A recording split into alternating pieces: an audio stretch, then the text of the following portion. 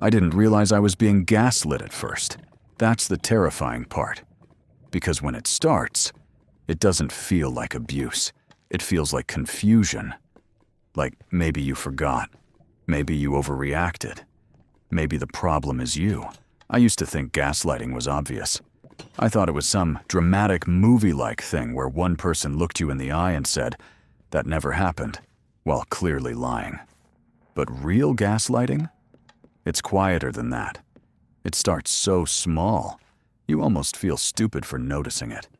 And by the time you do notice it, you've already started questioning your own mind. That's how it happened to me. At the beginning, she was perfect at reading me. She knew exactly how to make me feel understood. The kind of person who remembered tiny details. The kind of person who'd look at you while you talked like every word mattered. And when you meet someone like that, you let your guard down. I told her things I normally kept buried, the stuff I never said out loud. What I was insecure about, what kind of childhood I had, how much I hated conflict. How, when people were angry with me, I'd immediately assume I did something wrong. And that was my first mistake. Because the people who want control don't always break you by force. Sometimes, they study you first. At first, the changes were tiny. One day, I brought up a joke she made in front of our friends. It bothered me more than I wanted to admit. It wasn't brutal, just sharp enough to sting.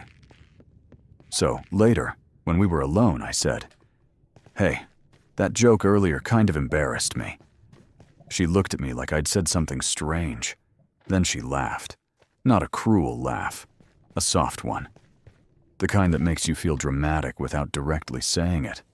And she said, "You're way too sensitive. I was obviously joking." That should have been nothing, right? And that's exactly why it worked, because I immediately backed down. I told myself she didn't mean it. I told myself I was tired. I told myself maybe I was being too sensitive. That's one of the first things gaslighting does. It makes you distrust your emotional reactions. You feel hurt, but instead of exploring why, you start arguing against your own feelings.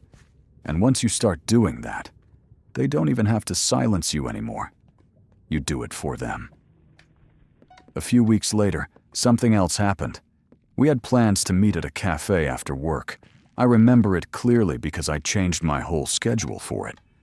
I even turned down dinner with a friend. I got there first, waited 20 minutes, then 40. When I called her, she sounded annoyed. She said, "Why are you there?"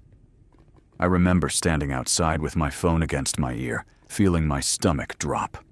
I said, "Because we made plans?" And without hesitation, she said, "No, we didn't. We said maybe. I told you I wasn't sure." Her tone was so certain, so calm, that I froze. Because I remembered it differently. Not vaguely, clearly. But she didn't sound like someone lying. She sounded like someone correcting a mistake. And that's what messed with me. If she had sounded guilty, I would have trusted myself. If she had stumbled, I would have questioned her. But confidence is powerful. When someone denies your reality with enough certainty, your brain starts looking for ways they might be right. So I checked our messages. Nothing. No proof. Because we'd talked about it on the phone. And suddenly, I wasn't sure anymore. Maybe I misunderstood. Maybe I assumed too much. Maybe I filled in the blanks. She sighed and said, "This is exactly what you do. You hear what you want to hear, and then you blame me." That line stayed with me, because that's another part of gaslighting people don't talk about enough. It's not just denial, it's reversal. They don't just tell you that your memory is wrong.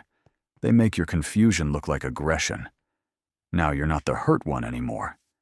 You're the unfair one, the irrational one, the exhausting one. And once that pattern begins, every conversation becomes a trial where you're defending your sanity. After that, I started keeping mental notes. Not because I was suspicious at first, because I was scared. Scared of getting things wrong. Scared of bringing something up and being told I imagined it. Scared of sounding unstable. So I became careful. I replayed conversations in my head. I started screenshotting messages. I started double-checking everything. That's when I should have realized something was deeply wrong. Because healthy relationships don't make you gather evidence like you're building a case in court. But when you're inside it, it doesn't feel obvious. It feels necessary. She would say things, then deny the tone later. She'd insult me, then call it concern. She'd cross a line, then accuse me of starting drama. And every time I reacted, she had a way of turning the spotlight back on me. I remember one night better than anything. We were at her apartment. Nothing big had happened, at least not at first. She was distant all evening, answering in one-word sentences, staring at her phone, acting like I was interrupting her just by being there. So finally, I asked, "Did I do something?" She didn't even look at me when she said, "Why do you always need something to be wrong?"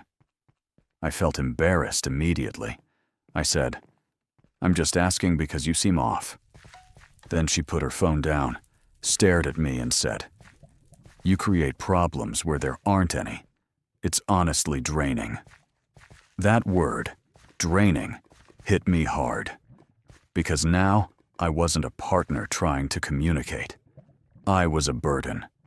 And when you care about someone, you don't want to be their burden. So I apologized. That's what's so dangerous about gaslighting. It doesn't always crush you in one moment. It trains you.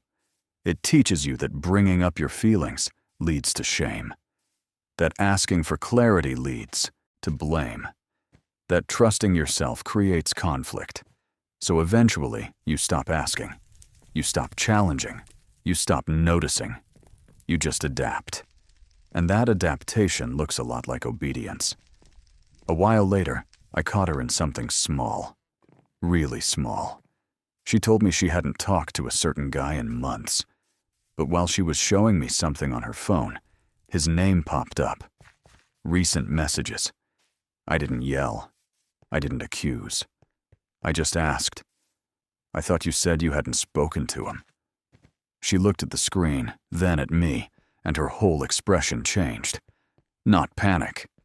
Offense.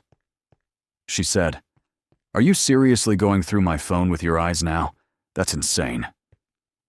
I remember the shock of that moment, because I hadn't even processed the lie yet. I was still on the first question. But somehow, within seconds, I was defending myself. "I wasn't going through your phone," I said. "It just popped up." And she cut me off. "No. What this is controlling. You're always looking for something. Always suspicious. Always twisting things." That word again. Always. Gaslighters love patterns they invent about you. Because once they define you, everything you do gets filtered through that label. If you notice a contradiction, you're paranoid. If you react to disrespect, you're unstable. If you ask questions, you're controlling. If you cry, you're manipulative. If you remember, you're obsessed. And the more you defend yourself, the guiltier you look. That night, I ended up apologizing again, for asking, for the tension, for making it weird.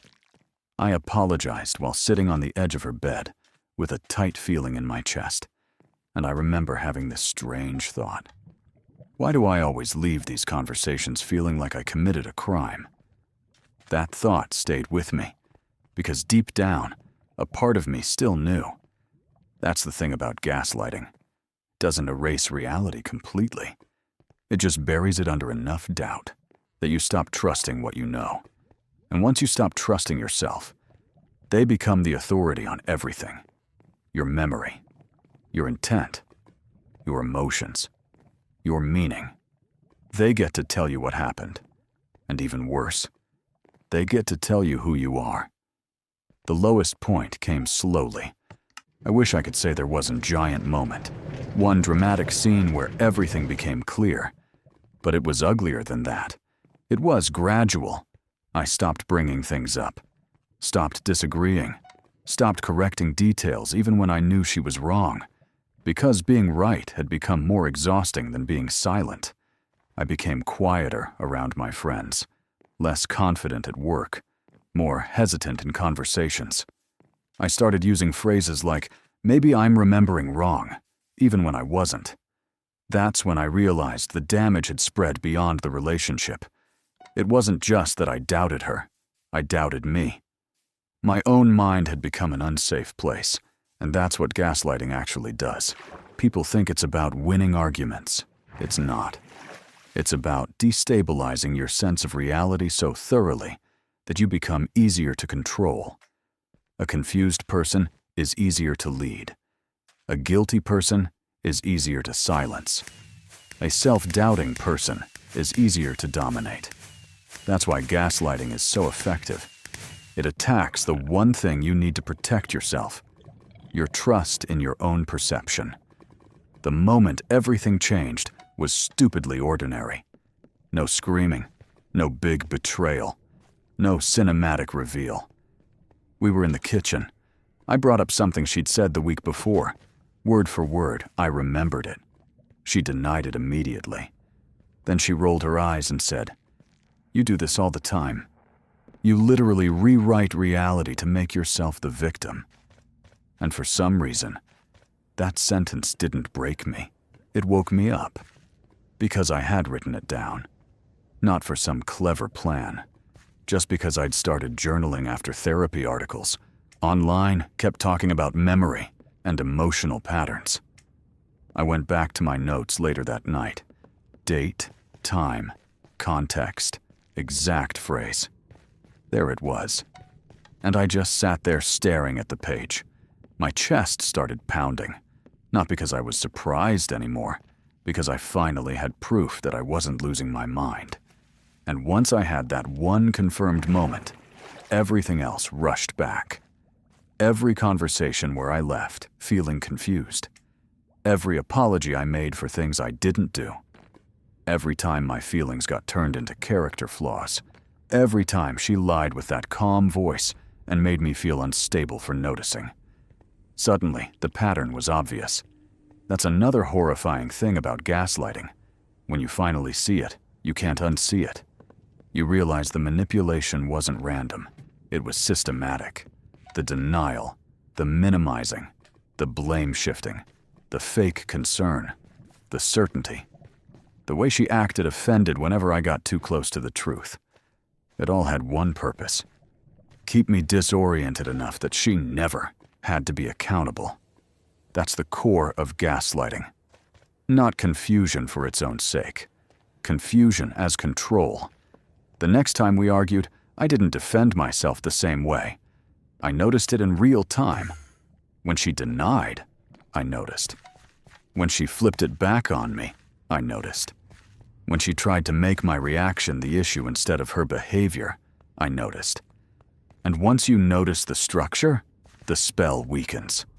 That doesn't mean it stops hurting. It just stops working the same way. She could tell something had changed, because manipulators feel it when you stop accepting their version of reality. She became harsher after that. Less subtle, more frustrated. And that told me everything I needed to know. Because people who care about you want clarity. People who use you want confusion. I left not long after. And even then, the hardest part wasn't losing her. It was rebuilding trust with myself. That takes longer than people think. When someone has spent months, maybe years, training you to question your own thoughts, you don't just walk away and suddenly feel clear. You second-guess everything. You replay your own memories. You wonder if you were the problem after all. You miss them and hate that you miss them. You remember the good moments and start minimizing the bad ones. You almost gaslight yourself for them. That's how deep it gets. But here's what I learned. If someone consistently leaves you feeling confused, guilty, and mentally scrambled after simple conversations, pay attention. If every issue somehow becomes your fault, pay attention. If you feel the need to document reality just to feel sane, pay attention. And most importantly, if your body keeps reacting before your mind can explain why, listen to it. Because sometimes your nervous system notices manipulation long before your logic is ready to admit it. Gaslighting doesn't usually begin with a massive lie. It begins with tiny distortions, a denied comment, a rewritten memory, a mocked feeling, a reversed accusation. Small things. So small you let them go. Until one day, your reality no longer feels like yours. That's how gaslighting actually works. Not by making you believe obvious nonsense. By making you distrust yourself just enough. Over and over. Until their version of events feels safer than your own. And when that happens, they don't need chains. Your self-doubt does the job for them. So if any part of this felt familiar, if you've ever walked away from someone feeling foggy, ashamed, and weirdly responsible for things you can't even explain, you are not crazy. You may have been manipulated. And the first step out of that darkness is simple, but brutal. Start believing what you see.